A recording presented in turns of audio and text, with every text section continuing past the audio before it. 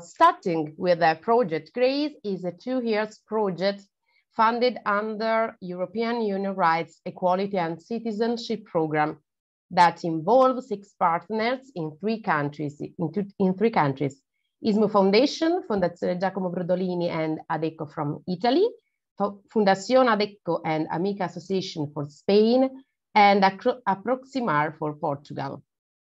GRASE focuses on facilitating the access of women with a migrant background to the labor market by reducing the barriers they may find in career counseling services systems.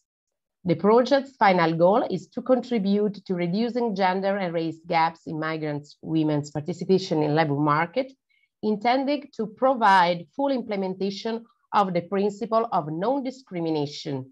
This principle is defined in the European legislative framework as one of its core elements and is also present in the constitution and law of Italy, Spain, and Portugal.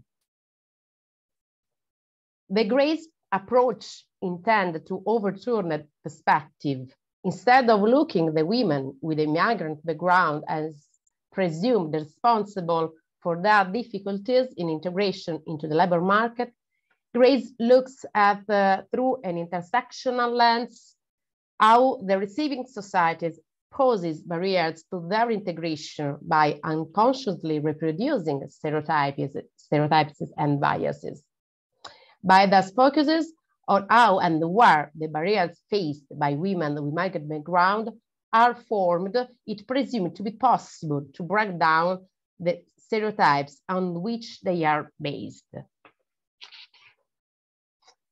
To reach its objective, GRASE activated a work process that involved a combination of 3 different components: studies, communities of practices, and board of experts.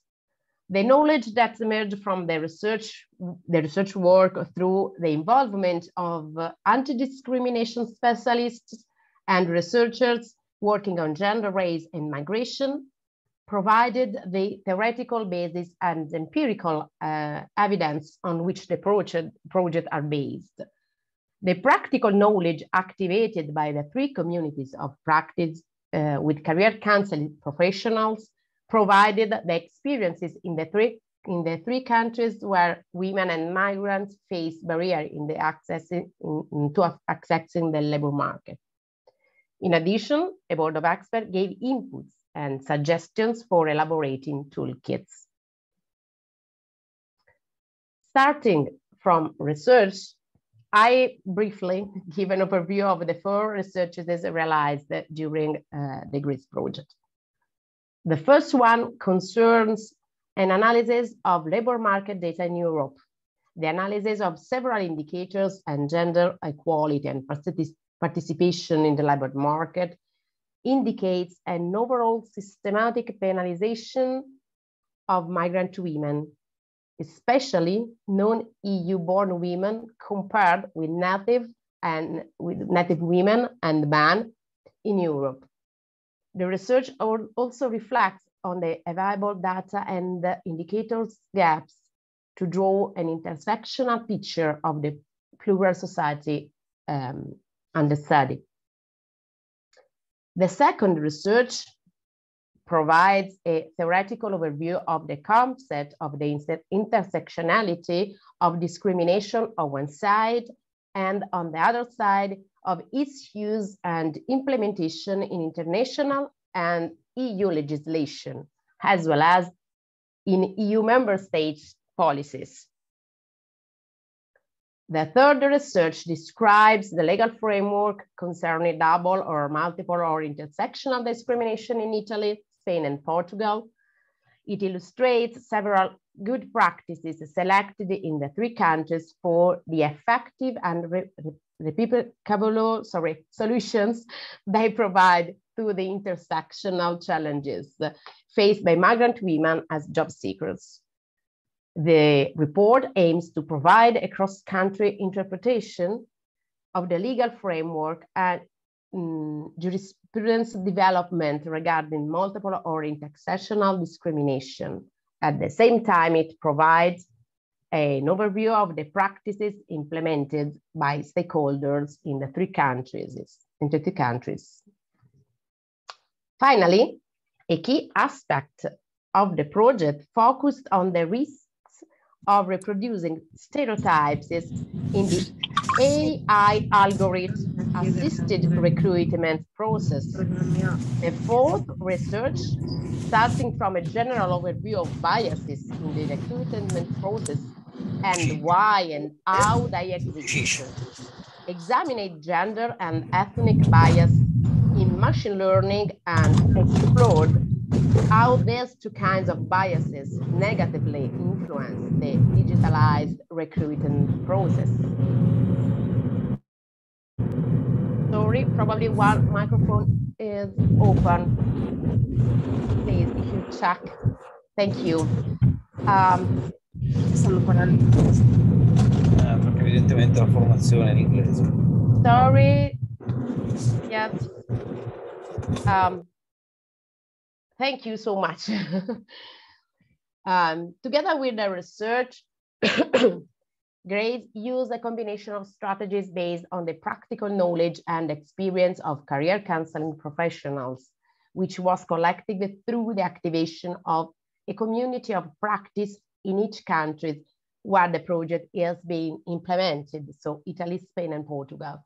The three COPs involved the career counseling professionals from private and public services aimed at the general population and targeted disadvantaged groups like migrants or migrants women and so on. The professionals involved in the community of practices reflected on how they may intentionally or unintentionally associate migrant women with a series of stereotypes sorry, in their day-to-day work.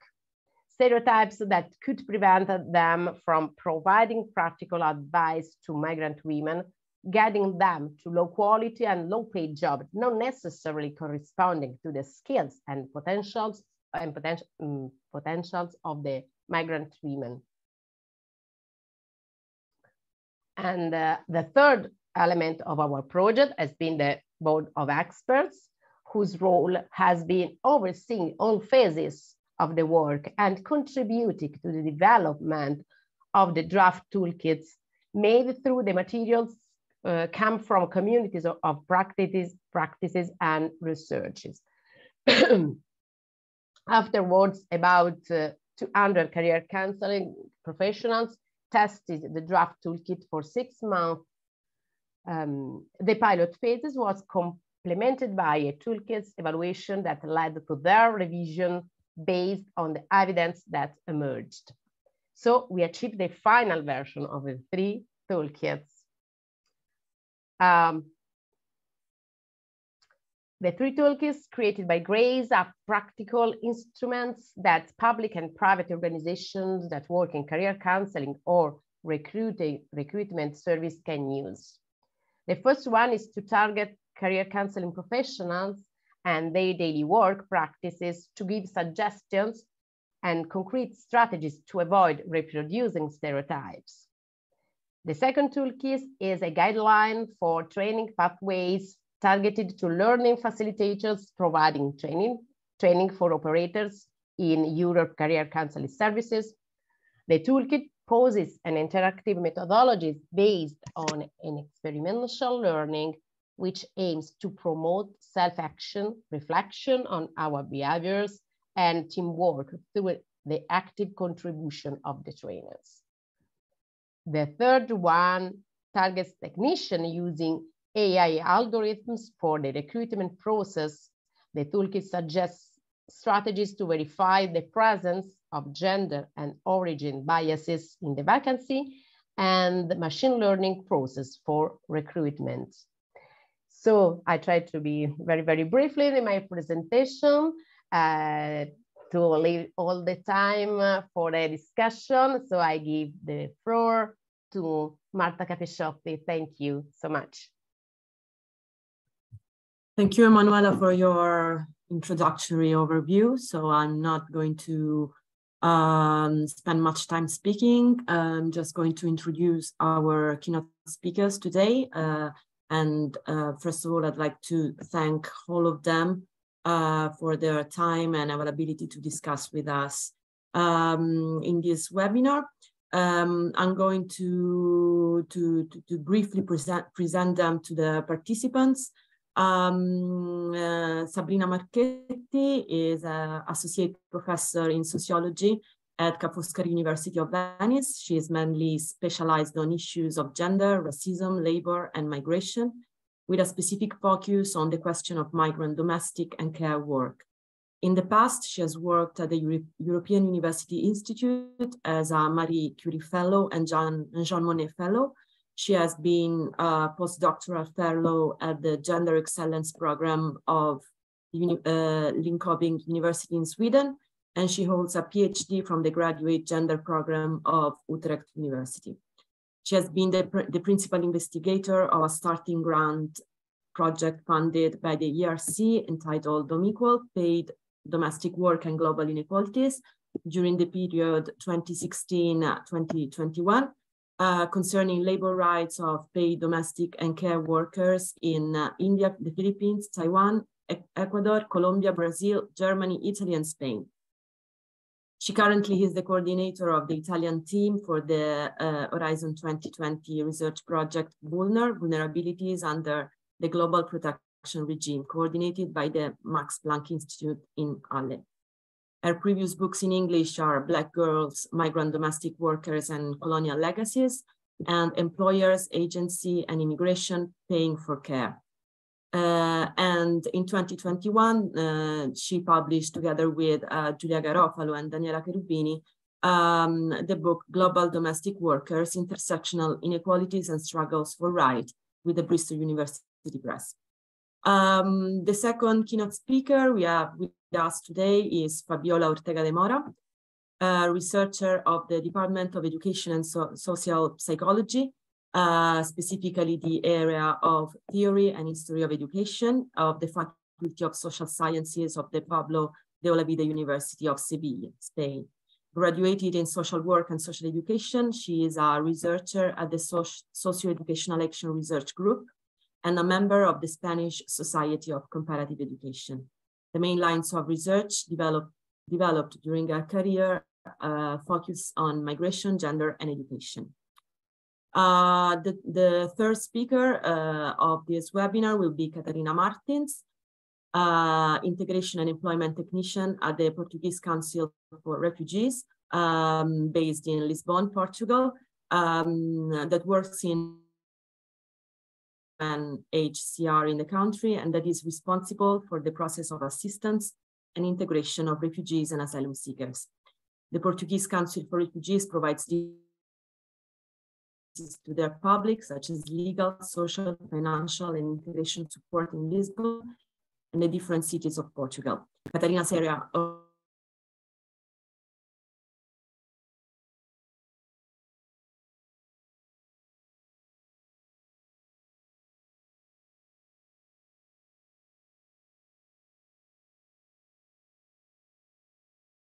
also has contact and training centers and other organizations to promote cooperation for the integration of asylum seekers and refugees in Portugal. And that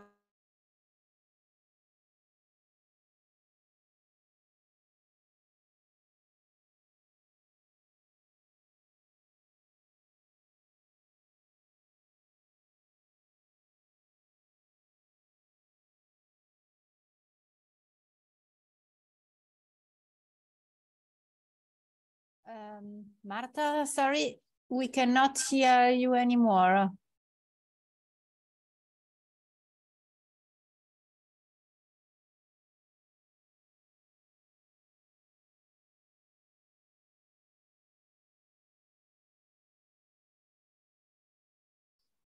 Probably she has some connection problem. Sorry, just 1 second. We try to reconnect with Marta.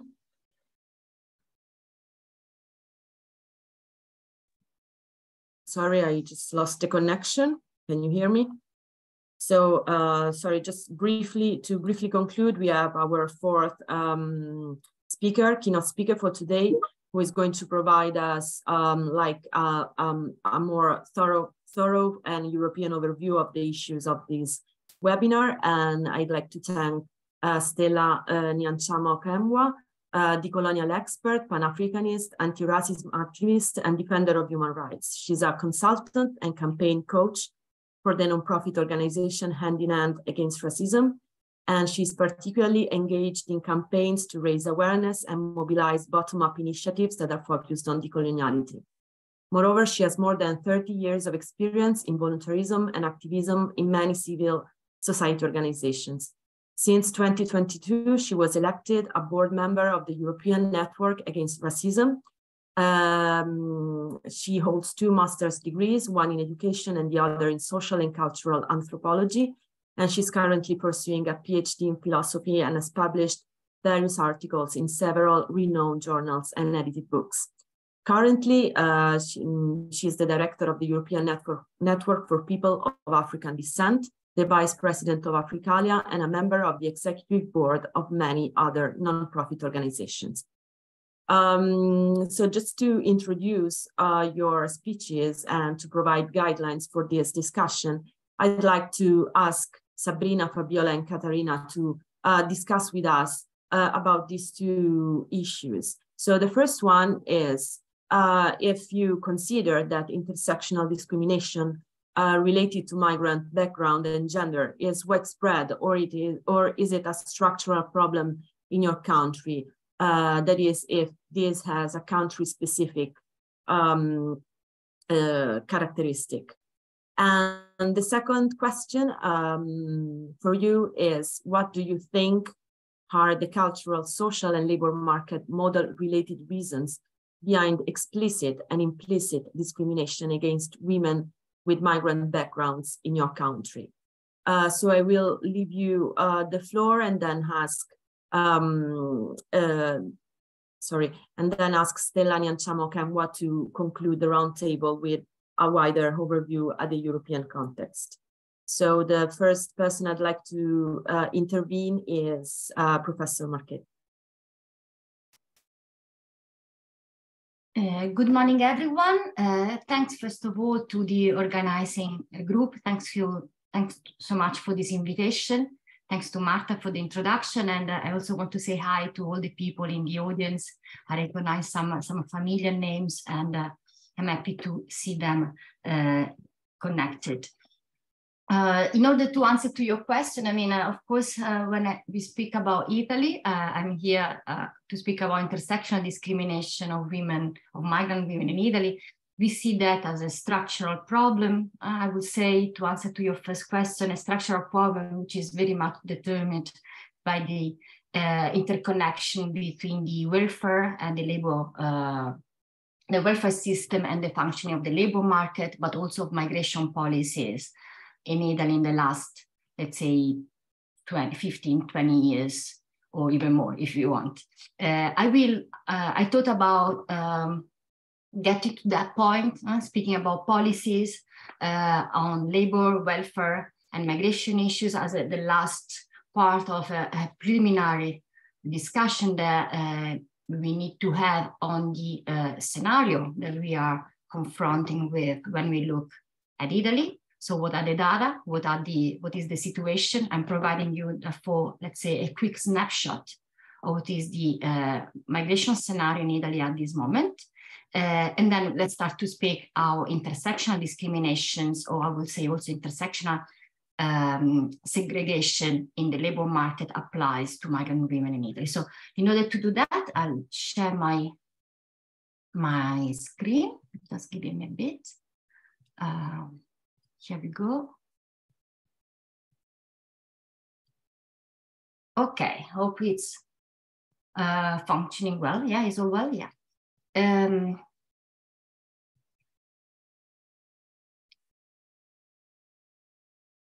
Okay, let's first go into some data. I took the opportunity to collect the most recent data that are available.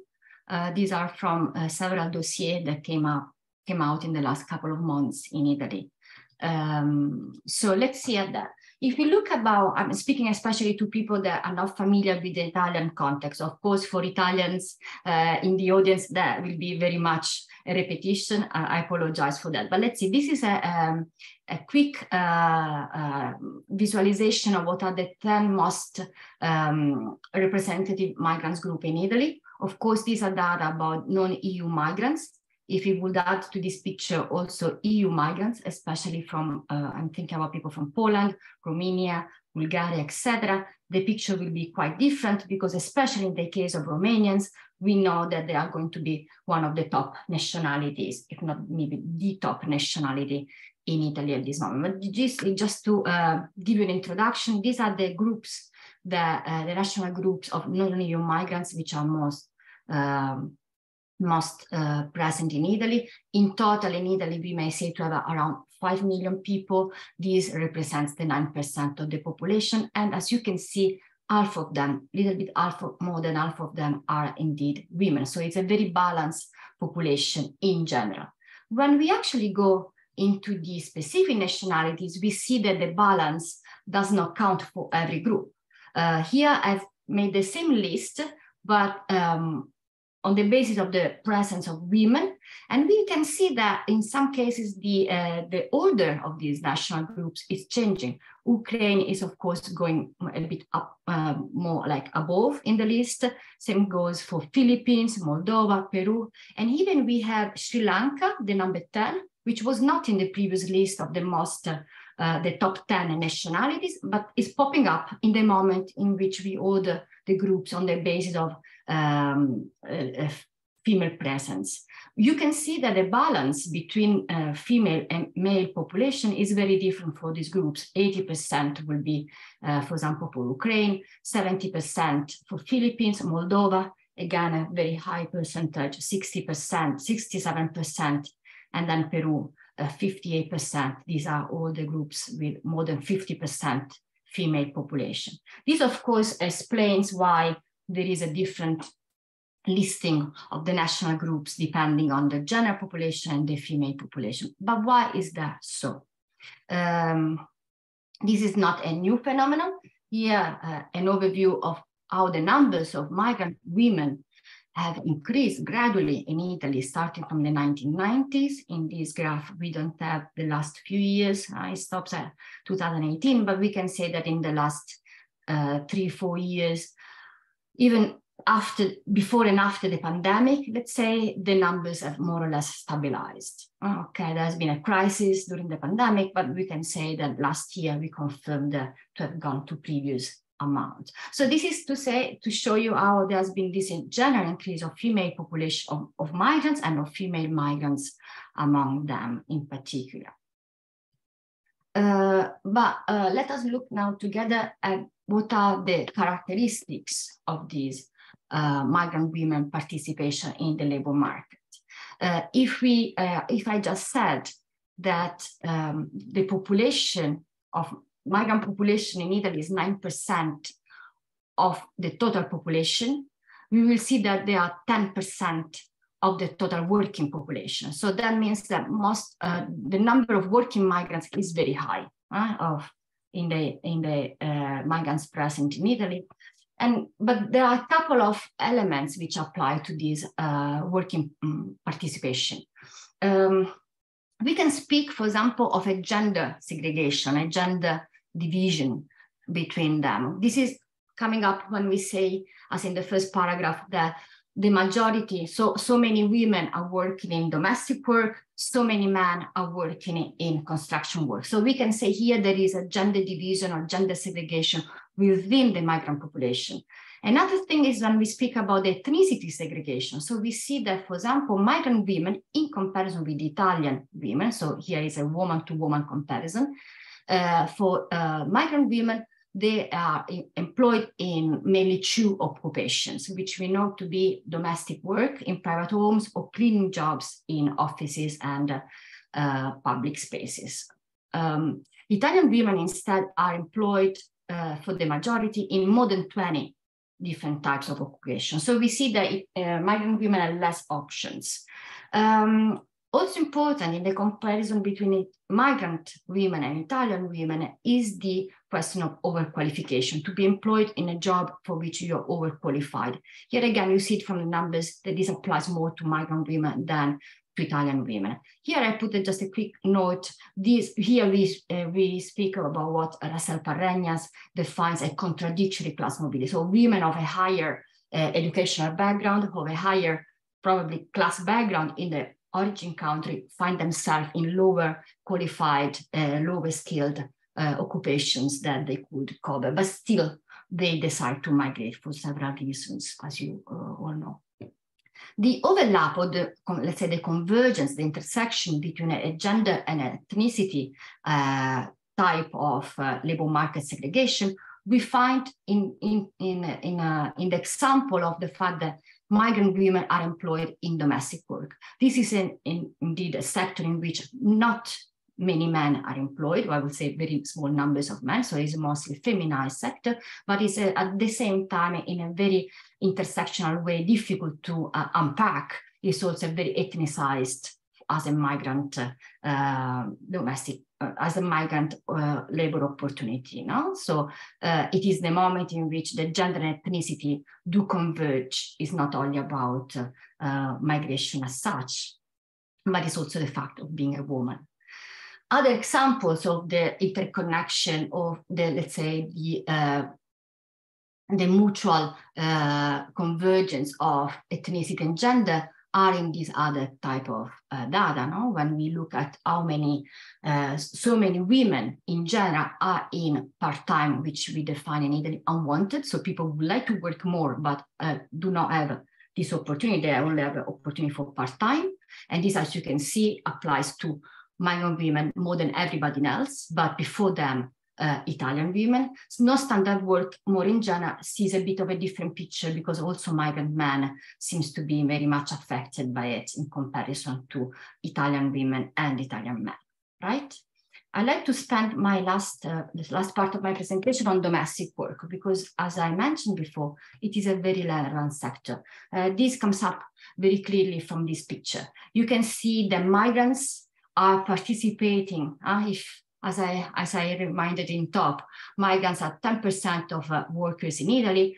You can see that they are very present in several sectors, especially agriculture, I would say, but this is comes up as very imbalanced when we look at domestic work. So in domestic work, migrants will be the majority of the workers, which doesn't happen for any other work, any other sector in Italy. The top will be 18% for agriculture, but this is of course a comparable outcome. Who are these workers? How many are there? As you can see from the first paragraph, these are mostly irregular workers. These are estimates done by organizations active in this sector. So the majority are irregular workers. If we look at the regular workers, so a portion of them, a very predominant group is EU migrants, especially Romanians, I would say. And I just put there the data on Ukrainians, which we also know to be a very relevant group. Here another screenshot, another quick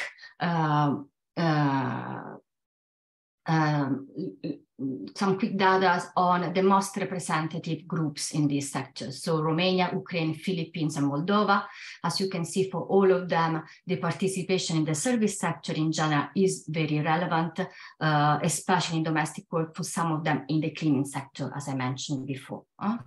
So I don't need to maybe spend more time on that, but I will go to some maybe reflections on the policy setting that makes this possible, that is actually favoring this type of scenario. We know that in Italy, we find what has been called a familistic or family-based welfare system, which creates a demand for this type of work. It is a demand for very cheap and precarious type of work. So this is, you need to relate this with the data that we discussed before. We know that non-Italians might not be aware, but since 2005, Italian policies provide a quota system, not every year actually, but supposedly yearly quotas for job calls in this specific sector. But this is done always by the side has to be initiated with a collaboration, so to say, of an employer. We also had ex post regularizations, 2002, 2009, 2012, last one 2020. So in the middle of the pandemic, the government decided to come up with a regularization of essential workers, so to say, so especially domestic workers, caregivers, and people in the agriculture. We also know that, unfortunately, after more than 2 years now, after the launch of the regularizations, full data are not available. Not all the applications have been processed. More in general, labor contracts in domestic work, not only in Italy, are very weak labor contracts. They provide very weak protection, very reduced protection for sick and maternity leave, pension rights. So it is not a very convenient type of contract, is not a very advantageous type of contract, actually very limited, limiting their access to right. I put on the side this note when we speak about maternity leave, just how much to apply for maternity leave is not favored, is not encouraged by the current system. You can be indeed fired during pregnancy and during the time in which in all other sectors this is not possible. And Italy is doing that against the ratification of the ILO Convention 189, or let's say despite the ratification of 189.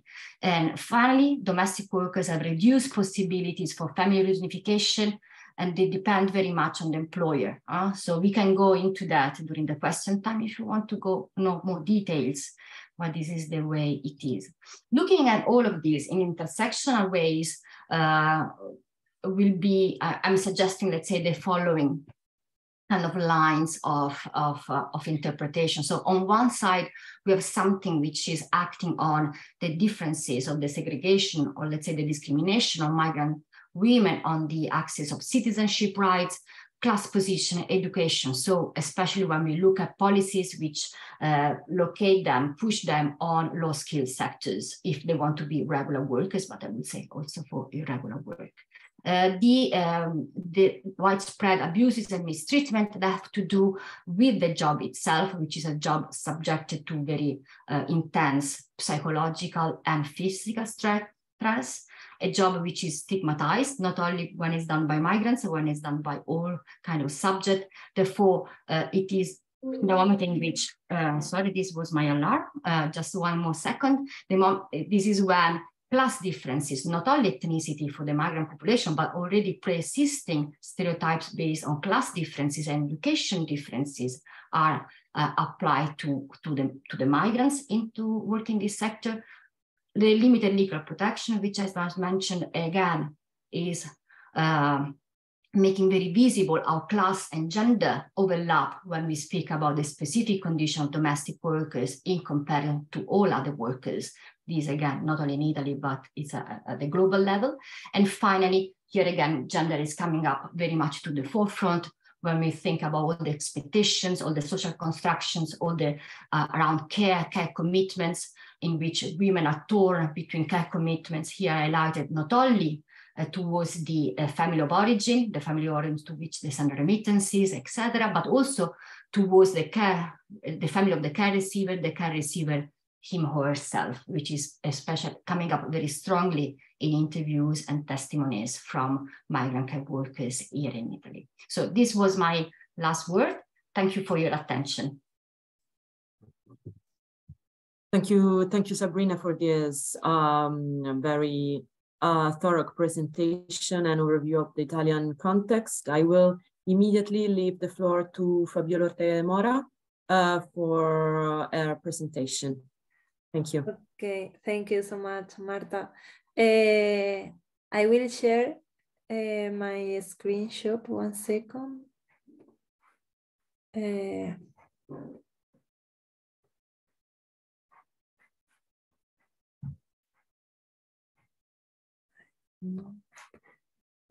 Yeah, can you see it? Yes.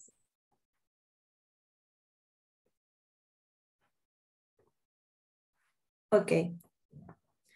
Well, First of all, I would like to thank for the organization to give me the opportunity to stay here in this webinar. I think that is a topic really important and interesting nowadays. And I will speak about this situation, the intersection of migrant women here in my country, in Spain. Like Sabrina, I think that it's necessary to know how is the migration here in Spain to can understand the situation. First of all, in the first graph, you can see how the migrant population is increasing in the last year. Of course, for the coronavirus, the number of migrant population start to down, but now they start to increase again. As well, like in Italy, the most people from another country, the foreign people here in Spain, are mostly from Morocco and from Romania. I consider as well the people from the European Union, and we can see how the third foreign people more present here in Spain are from United Kingdom. About about the distribution by sex, we can see how the half of the migrant population are women. So that is important to consider that nowadays here in Spain, it's the same number of women and men migrants. And as well, the age of the migrant is interesting to know because it's 36 years old. And this is a question important when we are talking about the labor market, because they are in a really good age to work in some kind of the areas. For answer these both questions that Marta told us, I will use, of course, the study that I did before, but also I will focus on the result that we got in a recently project that we finished last September. This project is about migrant women. The name is Voices of Immigrant Women. And we wanted to know how is the situation, the migrant population, the women in different countries. Specifically, our objective is to contribute to building an inclusive higher education system by addressing the major societal challenges represented by immigration, and more specifically, women's migratory flow in the present European context. In this project, there were different countries that participate, exactly 6 countries. Actually, you can see in the table, they are from Spain.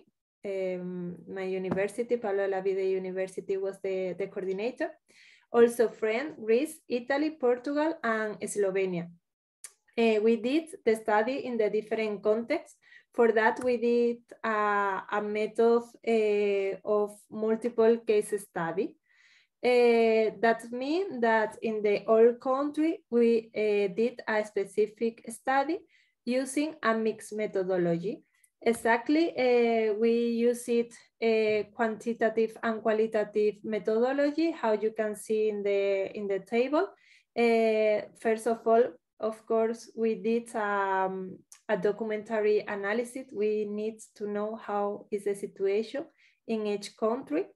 And then we did Delphi panel with specialists in the topic, in-depth interview with migrant women, and focus group in the 6 countries with a professional that usually work with migrant population. And also we did a survey with migrant women.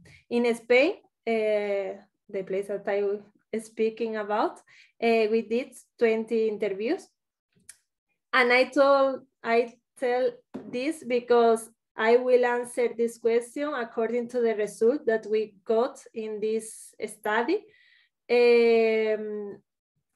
according or considering the opinion of the different actors that are in some way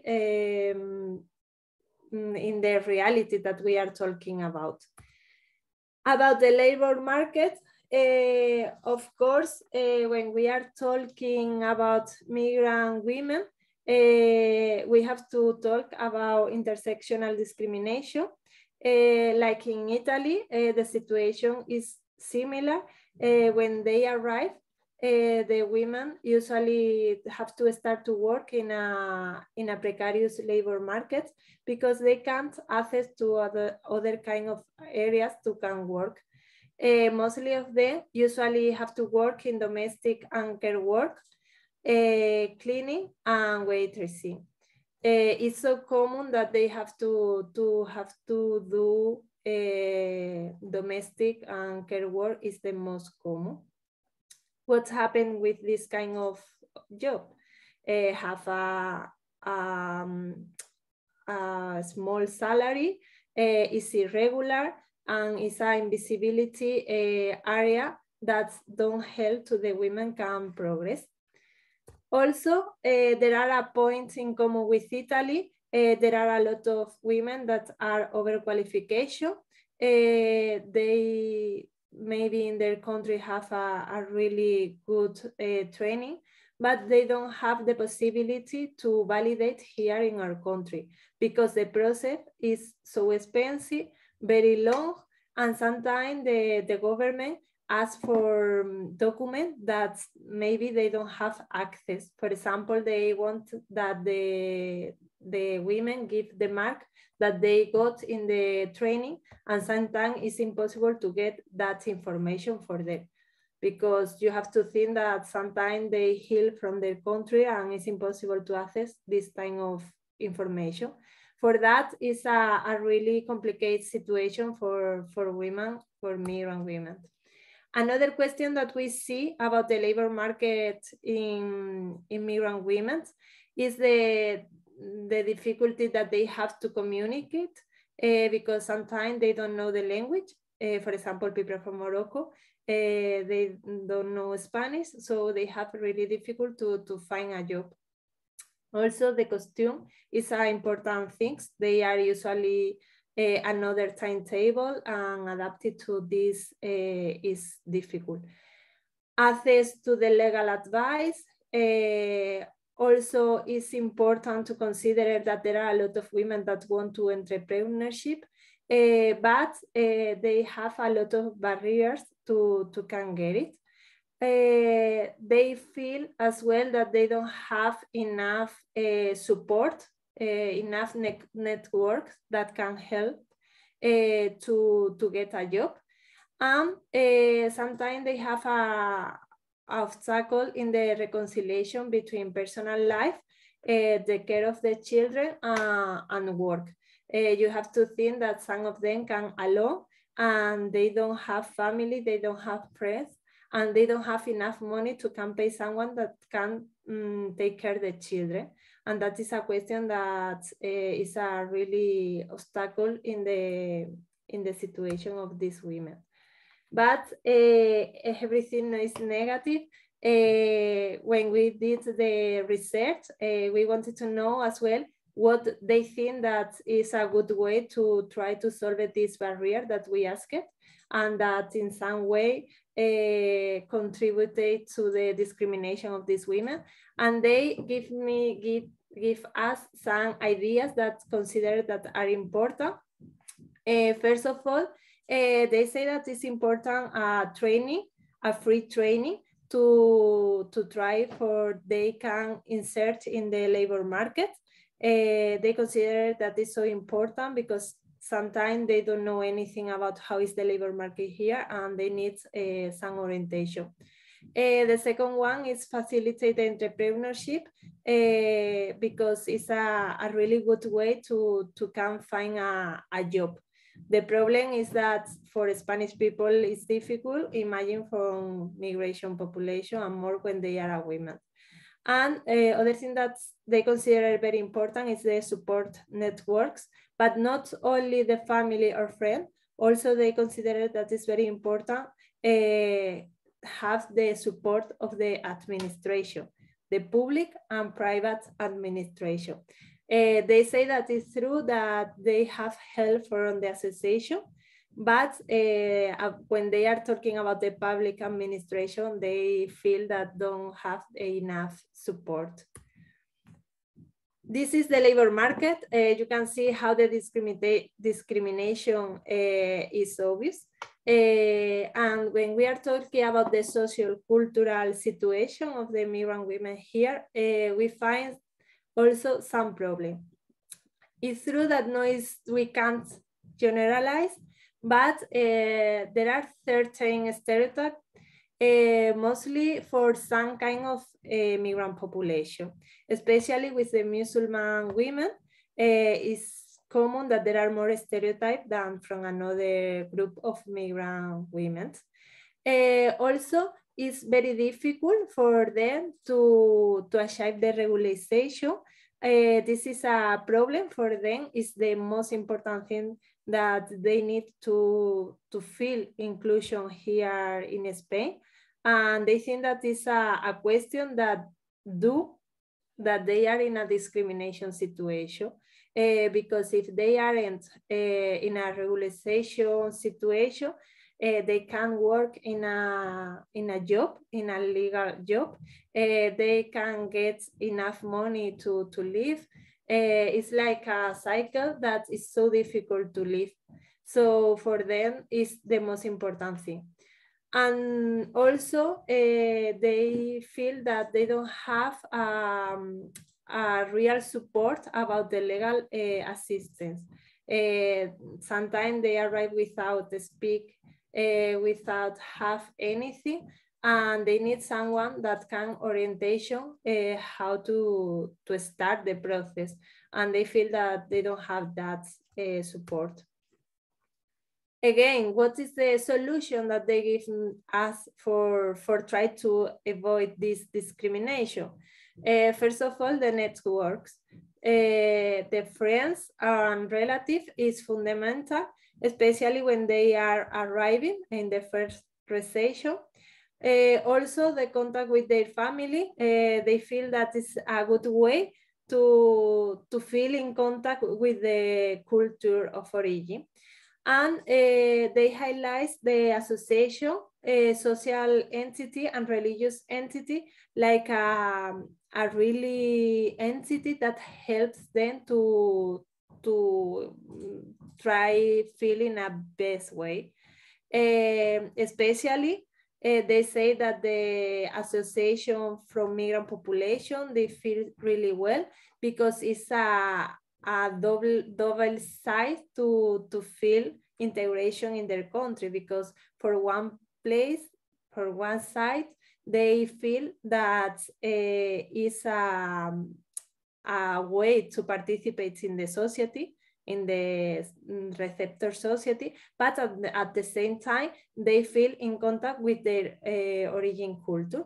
For that, they feel in a really good way when they are in this kind of institution.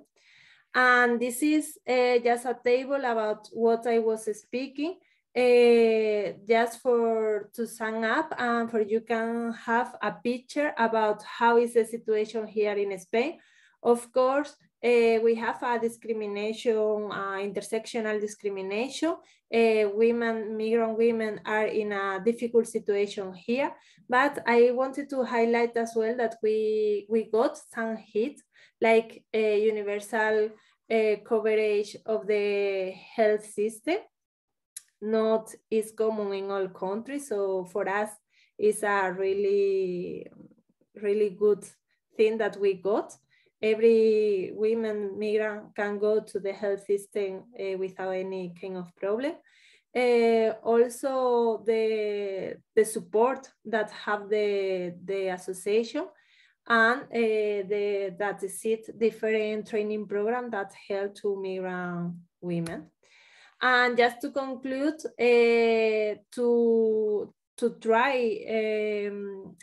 attend this intersectional discrimination about we are speaking, we think that one of the things more important is that professionals have to be in some way training, because they have to know that the migrant process of women and men are different, and they have to consider. And also we have to know that the inclusion of migrant women is something bidirectional, and all the actors have to contribute for this reality. So we have a really long way to attend this discrimination, but we are in the way.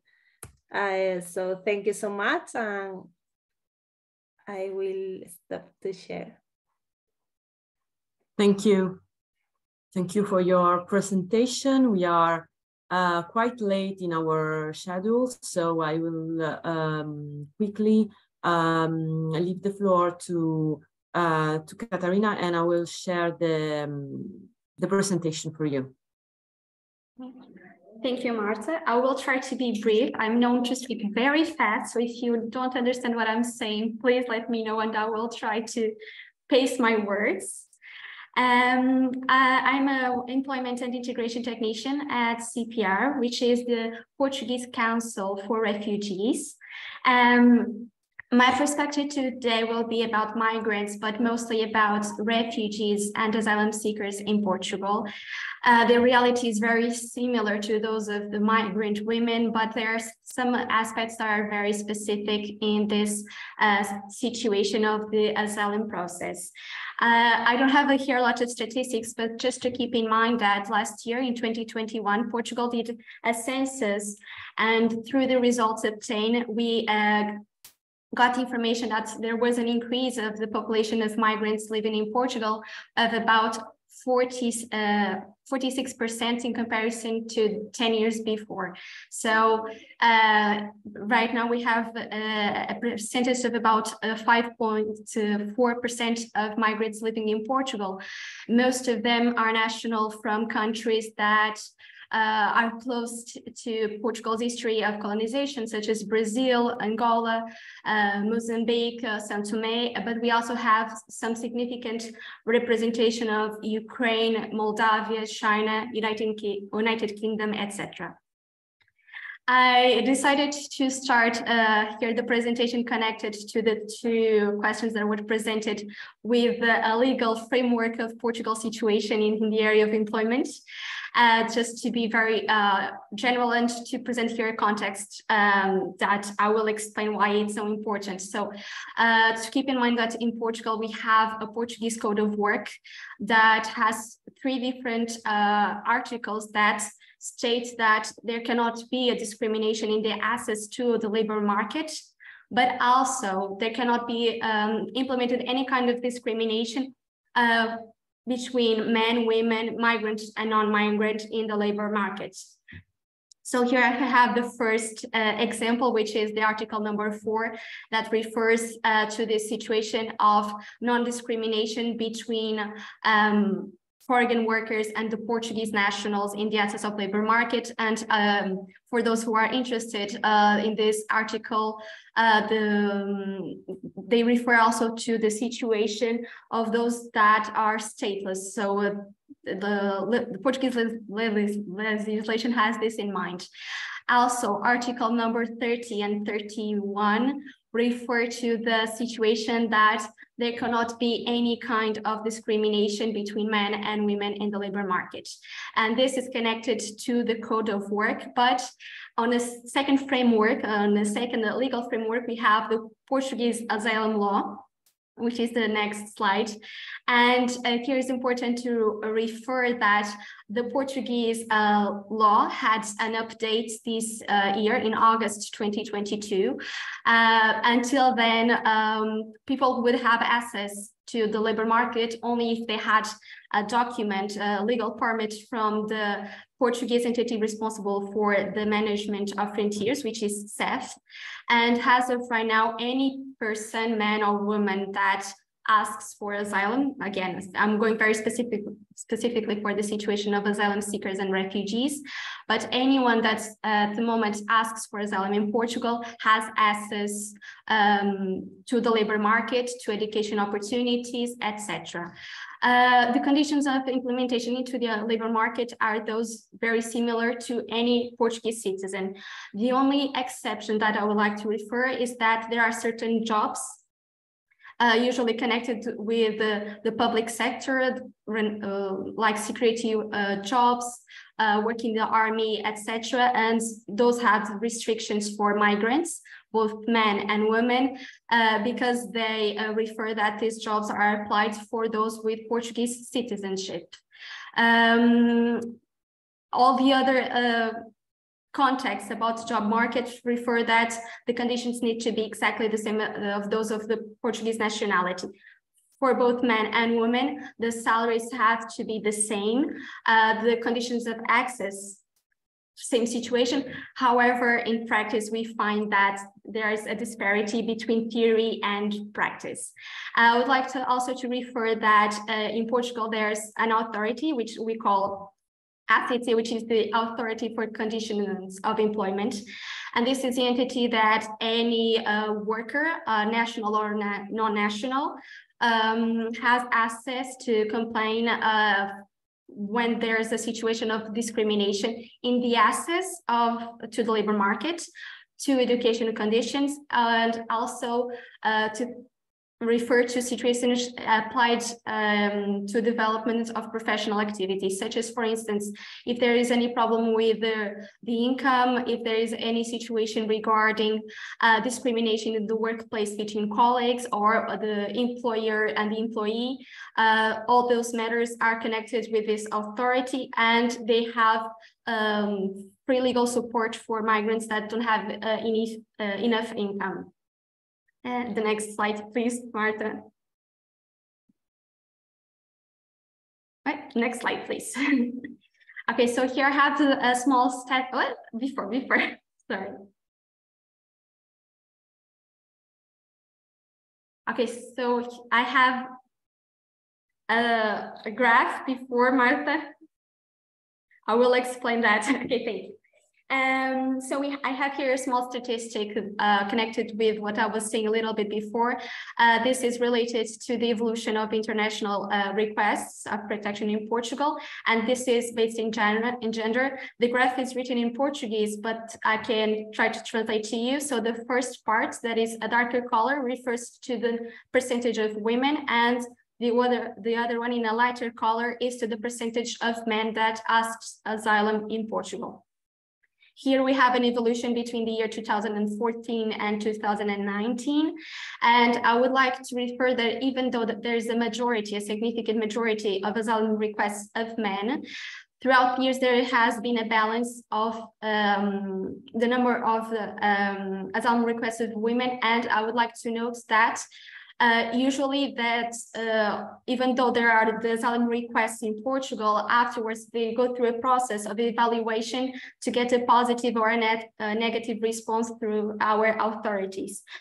And the majority of the demands of asylum of women tend to be accepted because in the context of asylum, there's a preoccupation for the situation of vulnerability of women and of children. So here there is a connection. And I would also like to add that specifically in the year of 2018, there was a percentage of 35% of asylum requests made by women. Okay. Next slide, please. Thank you, Marta. So, but here are very statistical informations about the situation of Portugal, but I would like to refer to the first question about structural problems in Portugal connected with discrimination. And here I would like to use this quote by Dominique Day, that is head of the UN working group of experts of people of African descent. And she refers that Portuguese entity continues to be defined by its colonial past, as well as enslavement and the trade of trafficking. And trafficking of Africans and racial equality efforts have not confronted the importance of a broad-based renegotiation of the Portuguese identity. Here, I would like to refer that usually we face, and this is general to the community, but most in Lisbon, in the capital of Portugal, there are a lot of discrimination reports based on the situation of race. And here I would like to refer that is stronger mostly when it comes to women that come from the African community, and especially women that come from the African community that are related to the Portuguese colonial past. So there is an increase of reports, and we have authorities that attend to the situation of discrimination. And mostly we have the information that women from Angolan, Guinea, and also Mozambique, they are the ones who face most discrimination. Not from African descent, but there's also a huge amount of reports of discrimination connected with the Brazilian community, and this is in large quantity connected with women, especially single women that want to have access to the labor market. Next, please. So here I have, this is from reports that was made last year. I think we have a commissionary for migrations in Portugal, which is shortly it's called ACM, and they did last year several interviews about discrimination in Portugal and the access to public services, education, the job market, etc. And one of the women that was interviewed here, it's a fake name for privacy reasons, but what she referred is that in this case in Lisbon, they look everyone with color. They look entity, colored, and Finnish, meaning they see your color and right away you don't have access to services, to employment, because they see your face, they see your color, and right away you have a situation of discrimination. Because they always call us migrants, you have a document, you don't. You apply for asylum or not, you are a migrant. It's the same because you are not from here. For us, it's enough because we are Black. Blacks cannot be Portuguese. That's how it is, it's life. And here I would like to note in the professional experience here connected with CPR that one of the things that we face, we give a lot of support regarding the application for job offers, and some of the companies demand right away that people use their photos on the curriculum so they can right away see if they have the profile to apply for the job. And this usually is used as a way of discrimination into the job market. However, what we think is that it's a bit of a double standard situation, because they are going to face discrimination from these companies if they use the picture and if they don't use the picture, and then when they go to the interview and they have the access limited right away, right in the first seconds or minutes of the job interview. Okay, so next, please. So I would like to refer that in 2020, it's also connected with the Black Lives Matter movement that happened throughout the year of 2020. We had the intervention of the working group of experts on people of African descent that visited different cities in Portugal, such as Lisbon, Porto, and also Setúbal, which is very close. Those are the areas of Portugal that have a larger number of populations, so it's more common to face situations of discrimination in general situation of migrants, but mostly with women. And here they were worried, and they showed specific concerns with the treatment of African descent people, especially the systematic use of violence and profiling made by entities with some kind of power, mainly government institutions, services, and the police officers. Also to note that 2 programs were applied and are still current. I refer that in here in this presentation, and that the main goals are to speak with people that face discrimination situations in Portugal, in different areas such as society, labor market, access to education, to documentation, and to make general reports to implement this to the government and to create measures to avoid discrimination. Here to note something that I think Fabiola also referred to is that women are doubly discriminated against for being both women and migrant. I would like to add in the Portuguese situation and the situation of asylum seekers. In Portugal, it becomes even worse when we take into account that in Portugal, not all companies recognize the documentation needed to have access to employment. As I said previously, we had an update to the Portuguese legislation connected with the asylum law, but until now, there were specific documents that enabled the access to the job markets. And even with those documents, a lot of companies would see this as a way to discriminate, saying that they would not accept people with this document saying they were refugees or asylum seekers, because they would only recruit people with a migrant documentation, which is normally valid for 2 years, whereas the document of an asylum seeker is only valid for 6 months. That can be renewed several times, but it's not very well known, and companies usually use this to discriminate. I would also would like to add here the situation about the documentation that in Portugal, in order to have access to the job market, there are other documents that are needed, and migrants and especially women have a lot of difficulties having access to this documentation, especially when they struggle to know the language and the normal procedures, because job market in different countries works in different ways. They have different requirements, and Portugal is not to be very bureaucratic. So for women, they think usually that they have easy access to the job offer, and when they try to apply, they find a lot of constraints. And I would like to go to the next slide to refer to some of them in general. So here I have like a summary to present some of the things I think Fabiola already presented, and very well, because the situations are similar between the countries, I think. So the first thing that I would like to note is the different language of communication that presents challenges for the integration of migrant women, refugees, and asylum seekers. Here, when we talk about women that come from the Portuguese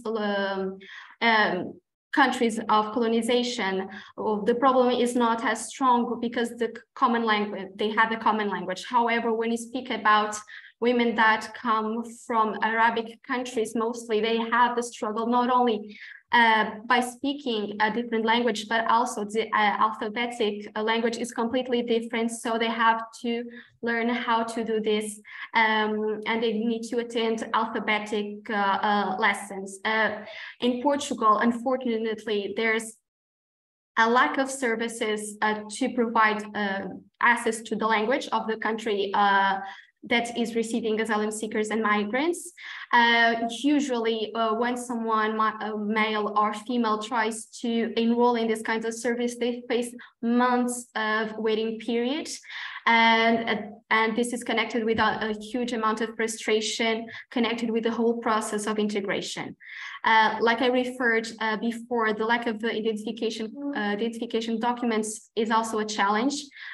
Because like I said, and this is connected with everything throughout their lives in Portugal, because in here, not only is needed a document of identification that is given right away by the frontier services. This is given right away. However, the other documents that provide access to medical services and fiscal numbers, social security numbers, and bank accounts are very hard to get.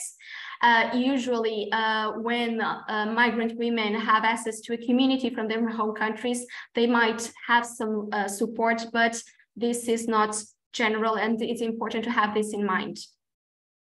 Also, the lack of recognition of personal and professional skills. In Portugal, there has been some efforts to recognize personal and professional skills, especially in the context of asylum seekers and refugees, because oftentimes they don't have any certificates when arriving to the Portuguese territory. However, these efforts are not as good to implement in practice as in theory. I will give an example. In Portugal, we have a service connected, and this is a government-based service that is called Employment Center, and they have a program called RBCC, which enables the recognition of personal and professional skills for Portuguese nationals, but also migrants and asylum seekers and refugees. However, this is not applied for non-nationals. Why? Because it's mandatory to have a strong knowledge of Portuguese language. And you cannot go through this process of recognition if you don't have a strong knowledge of Portuguese language. Also, like it was referred before by Fabiola, the challenge that I present next is the lack of support network. Here, I would like to refer mostly to the case of women that come to Portugal with children. This, we find it very hard for women, and we have a lot of interviews where they say that they are unable to start work activity or to learn the Portuguese language or do any kind of intervention for their integration in Portugal because they have no place where to leave their children. And most women that arrive in Portugal in the situation of asylum, they have one child or more. So they have to, or they must have access to school facilities. In Portugal, however, there's a struggle with public school facilities because the mandatory age to be at school, it's between the ages of 6 and 18. And for kids that are under these ages, it's very hard to find a place to go to school. And because of that, women are unable to have access to their integration opportunities as employment, education, Portuguese classes, etc. The limited knowledge about the labor market and cultural norms. This is specific and essential to be integrated in the workplace mostly. Here in CPR, because we have direct contact with this public, we provide lessons to give information about the different kinds of organizational culture they can find in different kinds of companies, if they are more formal, more informal, because Portugal has a lot of hierarchy and has a lot of bureaucracy, and it's very hard to adapt, especially for those that come for informal work backgrounds, being men and women. And especially here, the important things to refer about the labor market is that we have this policy of non-discrimination. And when we are talking about women, we face that when they come in the context, I'm going to refer specifically to the case of Muslim women. This comes into a conflict between their integration goals and their familiar and cultural backgrounds, because they come from a background where they have a reality, and Portugal forces them in a certain way to adapt so that they have access to different facilities, social supports, etc. And one of these things is the demand by the employment services to actively look for jobs. And sometimes they don't have the space and the possibility to do that. They don't have the conditions. I'm almost finishing, but I would like to advance to the situation of financial instability. This is connected to most of the things that were presented before, and I will go again with the situation that I find that is most common in women because most times they don't have access to high income professions, and mostly their work is connected with sewing, cooking, nurturing, etc.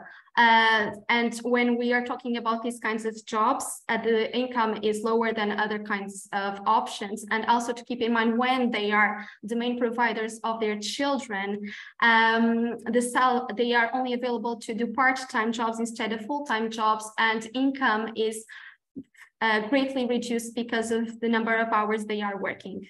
The situation of mental health, this is connection with the process of asylum, that can come from different backgrounds, such as violence, discrimination. There's also the situation of the trauma of the process of migration that it's important to keep in mind. And only most recently, Portuguese entities are showing some care about this situation, and organizations are making some intervention because like I was saying, usually the social services in Portugal and employment services hurry migrant women to start their integration process as fast as possible. However, it's important to keep in mind other situations that are involving to their backgrounds. The training educational path, like I said before, not always recognized. This is not only connected with the situation of the certificates, but when they are implemented, when they find a work post, usually they are given posts or jobs where they do jobs that are not as qualified as the ones they used to do in their home countries. This is going to be more the case of women that have a higher educational level and more work experience. And when they arrive in Portugal, especially when it is the first job in Portugal, the kind of job they have access to is more low valued by colleagues and employees. The situation of the low-key jobs, Fabiola already referred to, and I think I just did a summary of that as well. And related to what I was said before, there's a huge discrimination in the workplace by the colleagues. And here I would like to refer, especially with Muslim women as well, for different reasons. First of all, if their cultural expression involves the wearing of a hijab, and especially as well if they are Black women, there's a lot of discrimination in the workplace in different kinds of areas, but mostly in these areas, it's a high qualified jobs where there's a lot of competition. And the family context here also faces some challenges. Like I said, women that have children in Portugal are dependent on the public services and public schools so that they can work, have access to language opportunities, etc. And I would like also to go again for the situation of Muslim women, where we have here to keep in mind that not only when they come alone, but when they come with the whole family, it's important here to make a balance or try to make a balance between their cultural and family situation and the context here in Portugal. Because sometimes here they try to make a balance between their past context and the new rules that are presented to them, and here are some struggles and the need of adaptation that needs to be adapted. Here the religion, specifically again for the Muslim women, here I would like to say that Portugal is not at all adapted to the situation of different kinds of religions practices. Portugal is mostly a Catholic, a Christian country. So when we have women that come from a Muslim or any kind of other religious backgrounds, there's no structure of adaptation. I would like to refer, for instance, for the periods of prayer for the Muslim religion that Portuguese community don't show, or it's not often that they show adaptation to these periods of prayer. Usually that happen on Fridays. And I would like also to add for the Ramadan periods, where women are not able to do different tasks because they are not eating, and therefore they are unable to do hard labor jobs. And the Portuguese workforce is not prepared for this situation. Like I was saying different times before, also gathering from all these things, I also want to add the situation of race and belonging to a specific ethnic group. Here, like I said before, usually migrant women that come from countries such as Brazil, Angola, Mozambique face most of discrimination according to our databases, but there are always other situations like discrimination from those who are from the Ukrainian or Chinese background. And to end, I would like to refer also here something that is very important about migrant women, which is the gender expression and sexual orientation. Just to finish, because in Portugal since 2010, since June 2010, there was a legalization of same-sex marriage. However, a lot of structures, society, and also the job market is very traditional. And so a lot of women that are of the same-sex orientation face a lot of struggles in the job market and access to job opportunities because of this situation. And I talked a lot very fast. I hope you were able to understand what I was trying to say. And I would like to finish and thank you so much for the opportunity. I leave here some references if you want to check them. And here are the contacts from CPR. Thank you so much. Okay, so we are extremely late, so I will leave the floor immediately to Stella for like the conclusive speech. Thank you. Right, hi. First of all, I'd like to thank you very much for this really, really inspirational session.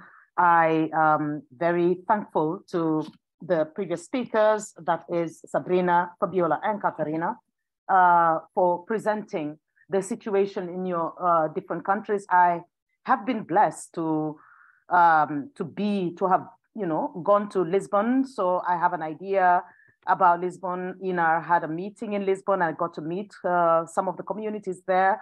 I have just come from Milan, so and the event was really focused on migrant women and their situation in Milan. And I have been to Athens, where again, I was invited by migrants in Athens to talk about their situation there, which really, I suppose, for a moment, I was very surprised about the two first presentations by the absence of darkness in their presentations of migrants there. But I guess it's a question of statistics. So Catarina, you explained this very well, because when we are talking about intersectionality, which was the first question that I'm supposed to be focusing on, first part of my question, of the question that was asked. When we're talking about intersectionality, we have to be very aware of the filters, you know. So even when we are talking about the whole idea of, you know, who is a migrant, what is it to be a migrant, what is it to, then we need to know what our definition of migration is. And we need to actually revert back to what is not being said by the word, what is a migrant. And here, as a decolonial expert, I feel that even before talking about intersectionality and unraveling the filters, we need to understand the role of coloniality in our terminologies, the role of coloniality in our mindset, and what exactly that means in determining who we are. Now, when I talk about colonization, many people tend to think that it is referring to the geopolitical aspect of colonization, which rightfully so, people may say, well, we weren't colonized, we've got nothing to do with that. Or people may say, well, it got finished in the 60s, so really why are we talking about the past? And so on and so forth. Well, I put it to you that the mindset upon which colonization is founded and based and set in motion dates back to more than 2,000 years ago, in the time of Descartes, when Descartes decided that, knowledge, ratio, is not theocentric, but it is also egocentric, centered on the ego of the Western man. The Western man is ratio, capable of thinking, contextualized in the West. In other words, the Western woman is not, okay? And this was compounded by the works of, Homo economicus paterfamilias, that determine that the income earner, again, is of course the rationally thinking man, who has to then negotiate or work within the public space, in other words, the space for women is domestic, is private, is caring, is nurturing, is not a money-making, an economic factor. These two factors fundamentally are the cornerstones of the mindset that has over the years been used on female epistemicides, right down to, you know, when women were being hazed as witches. Any woman who decided to be innovative and come up with ideas was immediately stereotyped as being a witch. Over the years, we've seen all sorts of ways in which women's knowledge and knowledge resources, ways of knowing, and status as knowers is downgraded and put aside and stereotyped as not being on par with that concept of rational Western man. And this same idea of actually dehumanizing the other and stereotyping the other as being lesser than the other, than the superior man, thinking man, rational man, has seeped into all echelons of our society. So let us remind ourselves again, who is a migrant? From time immemorial, we've had migration. From time immemorial, we've had migration. This is by nature who we are. And every human being has a right to migrate. It is in our nature. That's one point. Another point is that the West is not the highest receptors of migrants and asylum seekers. Some of, the continent of Africa and other parts of the world have been well known as receptors of migrants, in enormous numbers, as receptors of internally displaced persons. And this has only started raising issues because it is touching on the Western ground. Now, when we talk about the migrant, we have to remember that there are push and pull factors that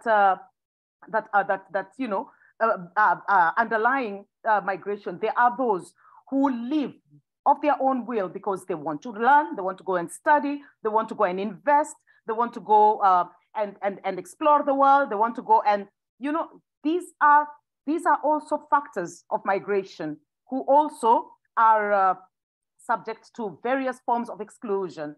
And there are some pull factors as well. Climate is one of them, wars, hungers, violence against women, circumcision, female genital mutilation, some religiously based exclusion that is specifically directed at certain clusters as well. We need to look at all this. The choice to live one's safe space, one's country, is not made very lightly. The risks that people have to undergo are tremendous, and this has been brought to us. And then they arrive in a country and they're treated like dirt, And when they arrive, their risks do not end there.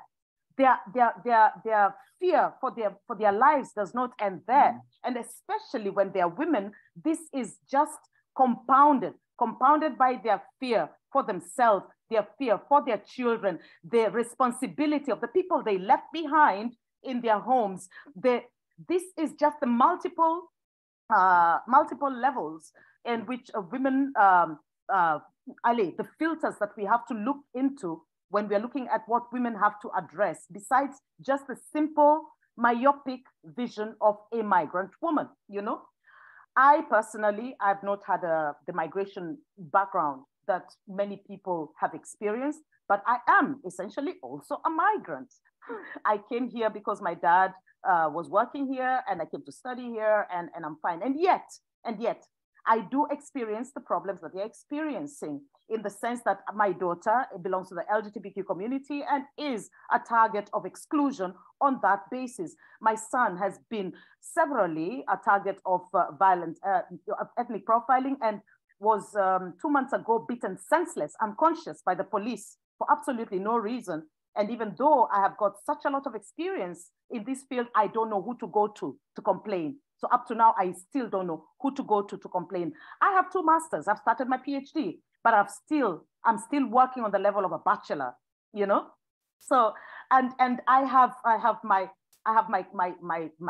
mother who's becoming demented, and I cannot let her be treated here because there is no room that has been created for the rising cluster of aging people of African descent, people of other cultures than European cultures. So There's that responsibility to take care of your family here, but also responsibility to take care of family back home, who are faced with all sorts of financial, political, health challenges, and that is our responsibility. Okay, having given that background, let us go back again to what is the role then of intersectionality. Let's be very, very clear about the filters of, who is a migrant.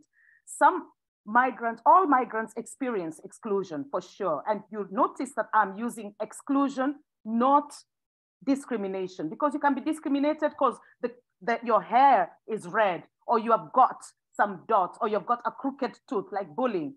But when you talk about exclusion, especially racial exclusion, it is structural. It has impact on you structurally and systemically. Some forms of discrimination are just that. I don't like you. I'm not going to include you in my group. But then it will not impact upon you structurally. So let's be very clear about the terminologies we use.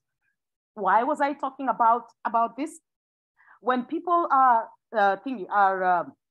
considered as migrants, some of the examples that I've been giving here indeed are true. I have worked in the Ministry of Labor, and in the Ministry of Labor, I was dealing specifically with newcomers. And as newcomers, we could see the ones who came to my office were the ones who had then received some form of regularization here in Belgium.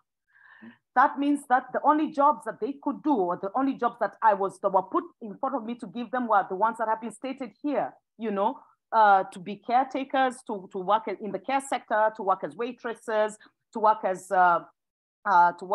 waitresses, to work in sewing. Some of them are very entrepreneurial, and they decide to go into hairdressing, into cooking, into that kind of thing. So we have that as well. So, but this is just the tip of the iceberg. A majority of them do not receive legal documentation.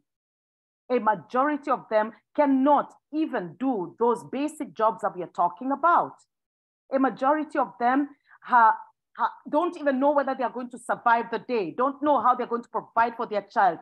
We should be thinking about the human rights, basic human rights of these people who are filtered through the holes, and in a world of, let's say, migration, there is a whole cluster that is underground and not being recognized in these analyses.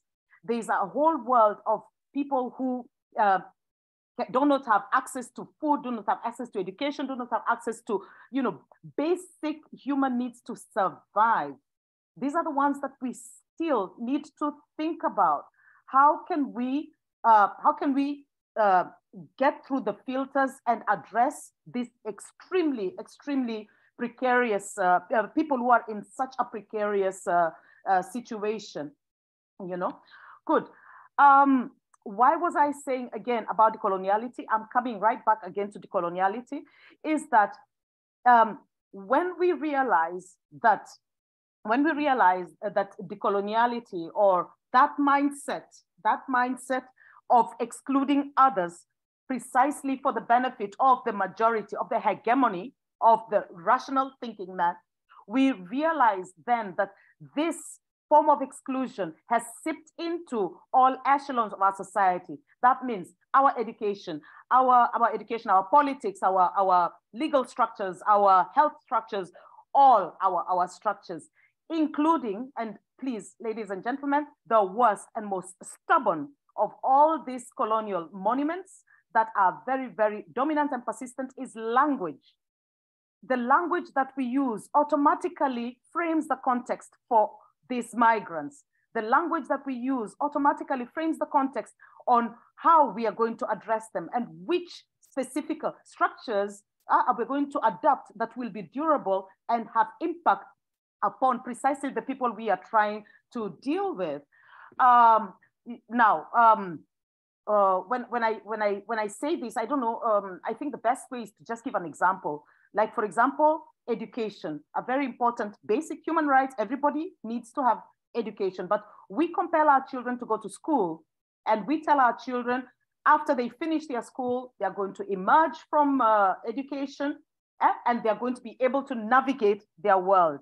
But we compel them to a Eurocentric education. It doesn't matter whether it's here or in Africa or in Asia or whatever, this is the dominant curriculum that is preferred to our children. They emerge from their education, but they cannot deal with the world because the world is no longer homogeneous. The world is heterogeneous, highly heterogeneous, and their education does not serve them in any way. Why am I giving you this example? The promise that parents, and especially mothers, parents give to their children is that they can survive in the world. The promise of the migrant is no different from the promise of the Caucasian. The wish of the migrant for their children is no different from the wish of the Caucasian woman. On some level, we feel a certain resonance that we are in this together. On some level, we know that we are in this together, and what we wish for our children, we would not wish for anyone else. So a bullet that has killed your husband or killed your child does not know color. A migrant running away from war, whether it is African or Ukrainian, deserves exactly the same treatment. This is not what we have seen today. Europe has decided there is, all migrants are equal, but some migrants are better than others because they look like us. They behave like us instantly. All the problems that other migrants have experienced in the past shifted and were changed and were provided. It's not right. Good. So we need to have not just an intersectional perspective, which really looks into the axis of exclusion. Axis of exclusion, not looks into the differences, not looks into the various roles, but really goes into the various intersections of exclusions that women are faced with and have to juggle constantly, and especially women who are in or already targets of exclusion. And then we can start to filter that. That's point number one. Point number two, we need to look at the impact or the continued, presence of that colonial mindset in the terminologies and mindset and the way in which we address this problem, and how it goes back. So after looking at those two, then we have to go into how can we overcome these two challenges? How can we take this knowledge of the transversality of intersectionality and the transversality of coloniality and apply them in a way that actually can bring us, can have an impact on our toolkit? There are those who suggest a quota system. Yeah, it sounds correct, but when you have a quota system, you automatically compromise the agency of the person who's supposed to be benefiting from this quota system. You automatically question their meritocracy. Do they merit it? You automatically place them on yet another level of being excluded. So let's be careful about a blind, suggestion that quota system would help. What about diversity quotas, diversity laws? Yeah, when I started working in the university, the diversity policy had just been installed, and it was very nice because we had suddenly all these levels of diversity points, that quotas that had to be filled in. And my boss told me, my professor told me, we are so lucky to have you because with you, we can fill a lot, we can check a lot of these diversity quotas.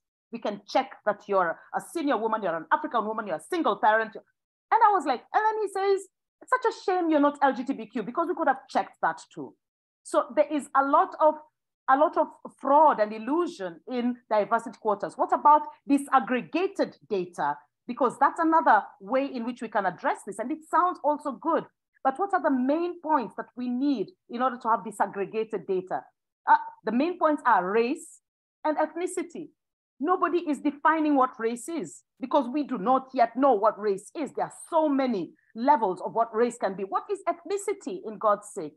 And what is, we are very quick to say, oh, the migrant. We forget the heterogeneity of being a migrant, heterogeneity of just the ethnic identities that an individual person can affiliate themselves to. affiliate themselves in terms of their culture, in their society, their upbringing, their religion, and so on. So depending on context and content, people can have different ethnicities to which they can affiliate themselves to. So what are we doing?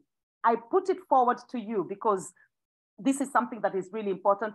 Perhaps it is time that we all invested in developing performance indicators of these very, very immeasurable terms that we throw on the table: bias, superiority, exclusion, race, and so how can we sit together in a multidisciplinary communion and develop performance indicators, indicators that are measurable, indicators that can then be used to address obsolete laws, indicators that can be used to address how can we deal with even the most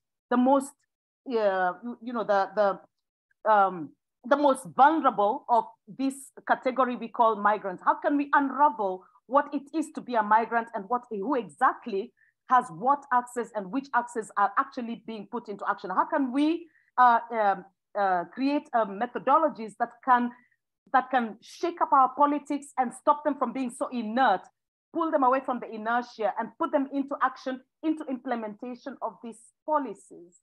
So yeah, I put it to you that maybe it's time that we also think about, out of the box, like how can we have, like a form of, like incubators where we teach, sort of like cultural incubators, not just cultural interpreters and translators, where we can actually address these issues from their core. So finally, how am I going to, what do I suggest? I suggest that we realize that we are in this together. From long ago, we all start with this activism, like, almost like white saviorhood. We're going to save all those people who are suffering and so on. A migrant is not necessarily an illiterate, suffering, woman. No, some of them are indeed, some of them are not. They have got certain wisdoms that can be put into practice. We need to find a way in which we can take into consideration the many, the many talents and competencies and so on that they have accumulated over the years, considering the challenges they've had to face in their home countries, the challenges they've had to face here, and how can we translate them into skills that are actually usable in the labor force? How can we, accommodate the vacuum that has been created by the very many years of exclusion that has led to the fact that they do not have the necessary academic documentation? Maybe if we have an out-of-the-box way of compensating for their shortcomings, maybe by mentorship or on-the-job learning, or there are other ways we can sit and think and come up with how can we boost and take care of that vacuum that has been created, so that they are given the normal tools necessary or boosted from their talents and competencies to work in the labor force. How can we, for example, instead of placing the responsibility of validating validating their own academic credentials on the individual, why, in a world that has become very, very internet savvy, why don't we put the responsibility on governments? Sometimes I come from Kenyatta University, but if I'm with 10 other students who come from Kenyatta University, each of us is expected to go and validate Kenyatta University as being, that our degree is actually valid to function in Belgium. But this should be the responsibility of the government. They should be the ones to know that Kenyatta University and diplomas from there are actually valid, and we will save a lot of money and save a lot of time. So to conclude, I would like to say that we should shift from that, let's save them. We should shift from that, let's be allies. We should reach a point where we understand that we are touched by the same knife.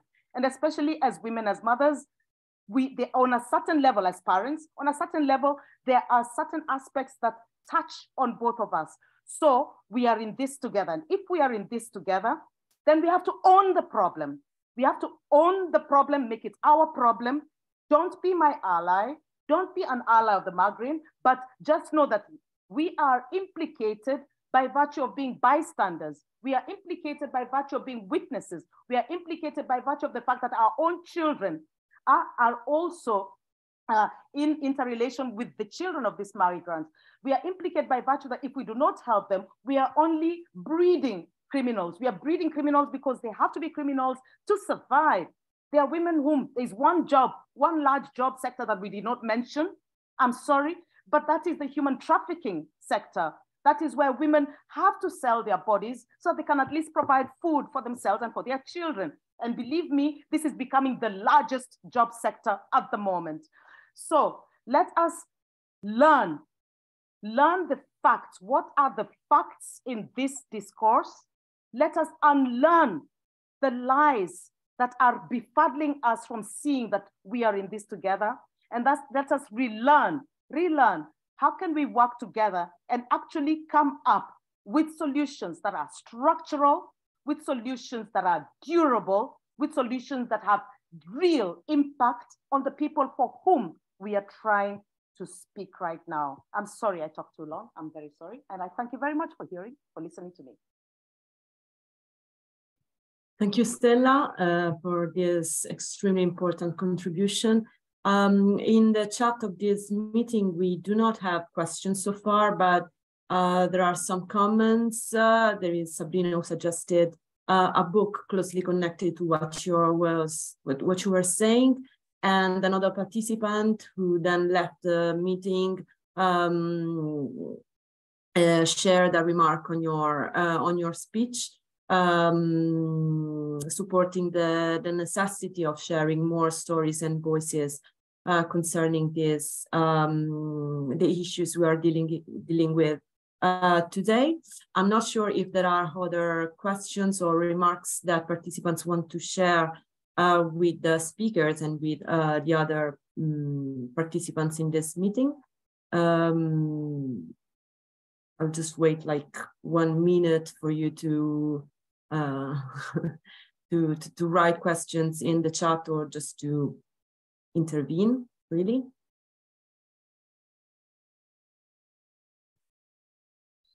I want to use this time to say thank you so much to Sabrina, Fabiola, Catarina, and Nyanchama for your very interesting speech. So thank you so much for your contribution in our final conference. Thank you.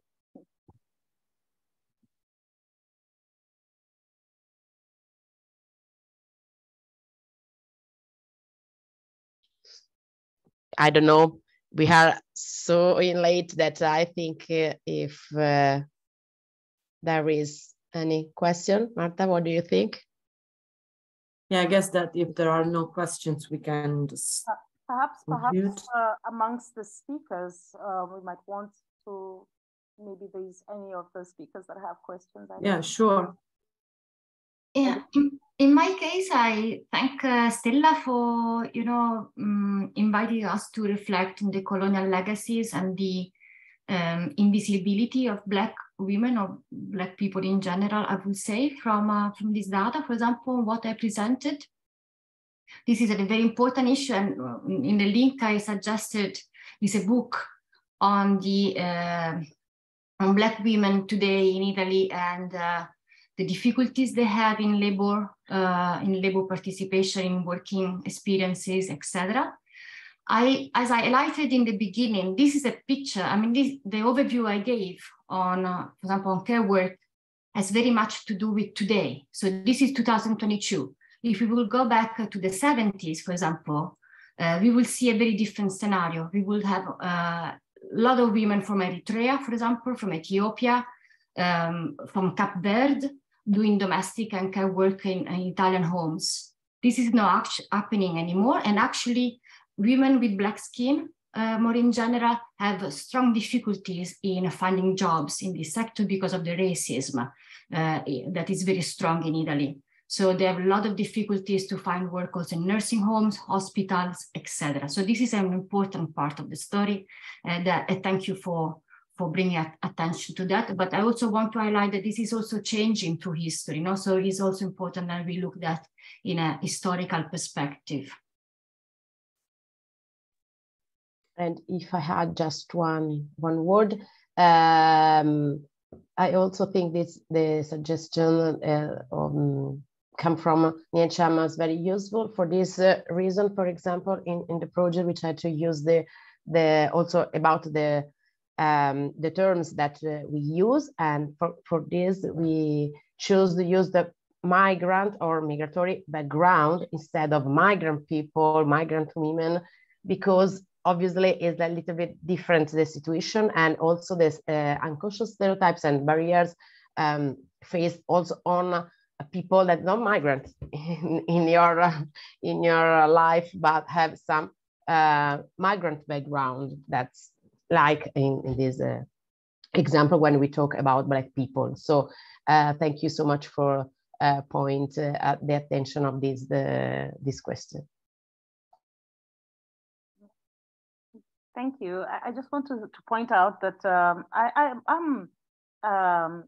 I really am very respectful of the terminologies that we have to use right now, because that is the nature of studies as we are now.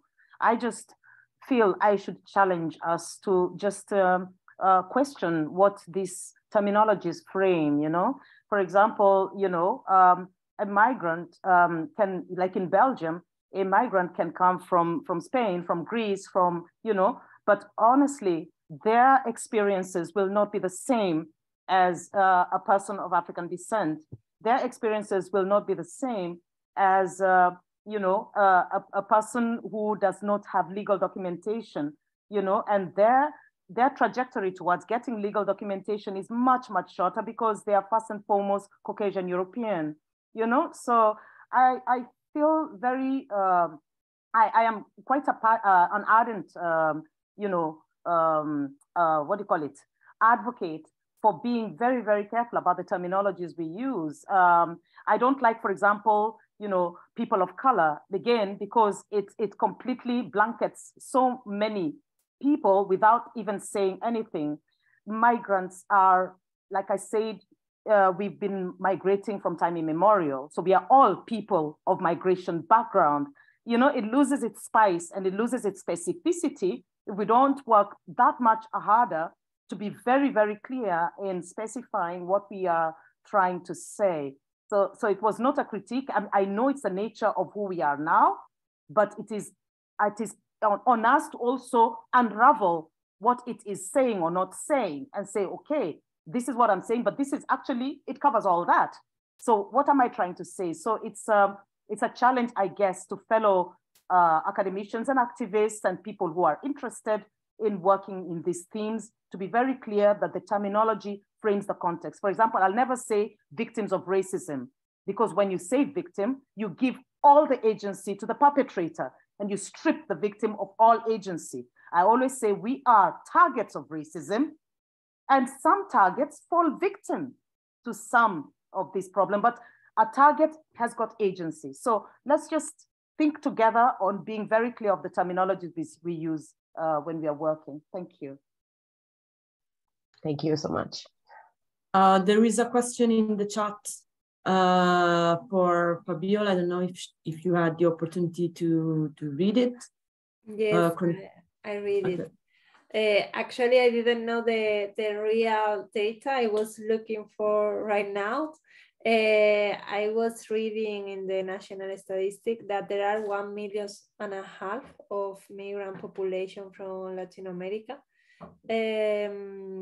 But actually they say that maybe there are more people from this area, but a lot of them get the nationality from Spain, so that they don't count like migrant population. That is the question. And about the indigenous community, I don't know the exactly data. Thank you. So maybe we can conclude, Emanuela. I don't know if you agree. Yeah, I think so. So we have no more time probably to stay here to discuss in this moment, but we can continue in other situation, other events. Yeah, I do agree that we could continue discussing for at least 2 additional hours, but since we have to to conclude this webinar, I'd like to thank all the experts and speakers who participated and shared with us their contributions and their time today, and also the participants who stayed with us, and also those who already left the webinar. And yes, thank you. Thank you so much. Thank you very much. Good luck. And I wish you a very, very wonderful and blessed end of year celebrations. Please be safe.